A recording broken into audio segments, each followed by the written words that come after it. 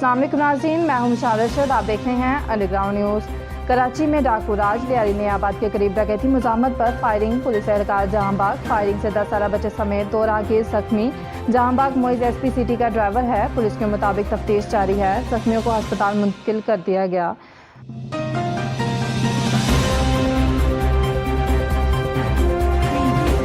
Corona बहरान के दौरान पाकिस्तान के लिए बड़ी खबर। अमेज़न ने पाकिस्तान में भी ऑपरेशन शुरू कर दिया।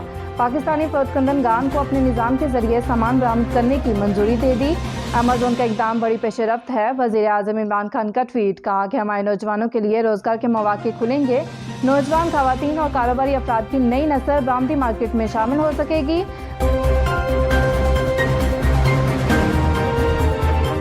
मज़ीद अपडेट्स के लिए देखते रहिए अंडरग्राउंड न्यूज़।